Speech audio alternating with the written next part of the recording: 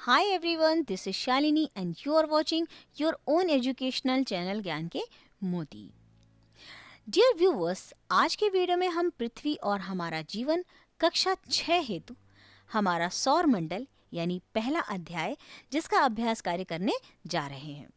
तो चलिए जल्दी शुरू कर देते हैं पहले प्रश्न से। हमारा पहला प्रश्न है, आकाशीय पिंड से आप क्या समझते हैं? उत्तर लिखिए। पृथ्वी से आकाश में दिखाई देने वाली सभी चमकती हुई आकृतियां आकाशीय पिंड या खगोलीय पिंड कहलाती हैं। इनमें सूर्य, चंद्रमा, तारे आदि शामिल हैं। हमारा दूसरा प्रश्न है, ग्रह और उपग्रह में क्या अंतर है? उत्तर लिखिए। ग्रह और उपग्रह में निम्नलिखित अंतर है। पहले हम ग्रह के विषय में पढ़ेंगे, फिर हम उपग्रह के विषय में पढ़ेंगे। ग्रह के विषय में है, ये सूर्य के चारों ओर अंडाकार पथों पर चक्कर लगाते हैं। और उपग्रह, ये ग्रहों के चारों ओर अंडाकार पथों पर चक्कर लगाते हैं। दूसरा अंतर है, हमारी पृथ्वी का एक ग्रह है और उपग्रह के विषय में चंद्रमा पृथ्वी का उपग्रह है। ग्रह, जिसमें तीसरा अंतर है, सौर मंडल में इनकी कुल संख्या 8 है और उपग्रह के विषय में सौर मंडल में इनकी कुल संख्या 64 है। अगला प्रश्न है, कुइपर बेल्ट क्या है? उत्तर लिखिए।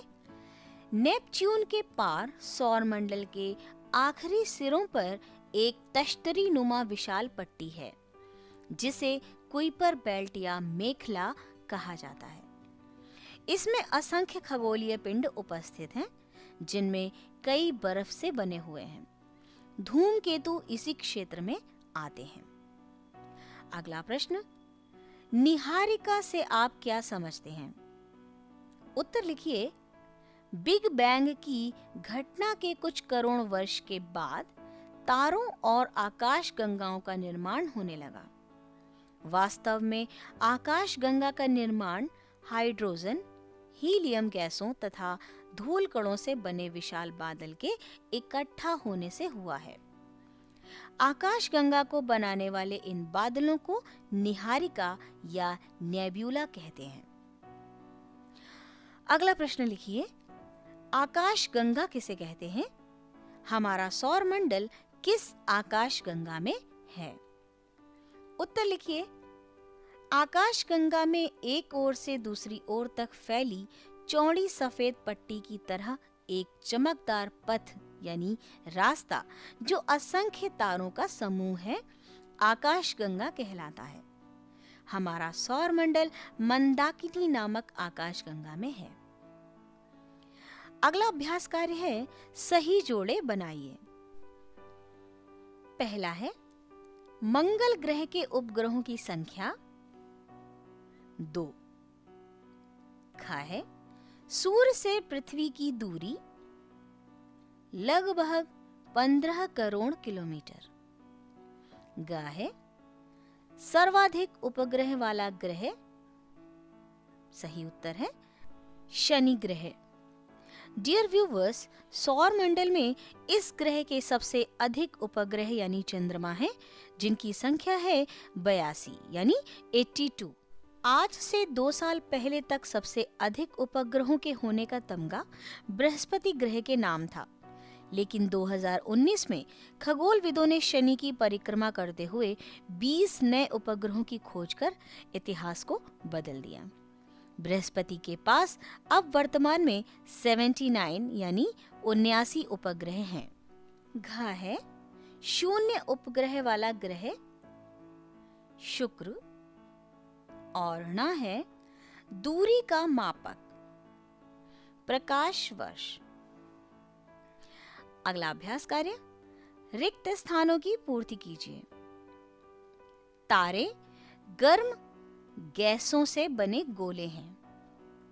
खा, हमारे सौर मंडल में 8 ग्रह हैं।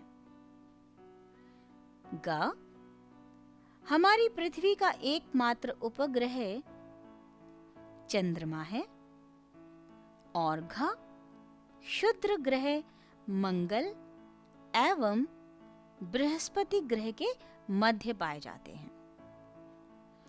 डियर व्यूअर्स, प्रोजेक्ट वर्क के अंतर्गत आता है यम को ग्रह की श्रेणी से क्यों हटा दिया गया, इसकी जानकारी प्राप्त कीजिए।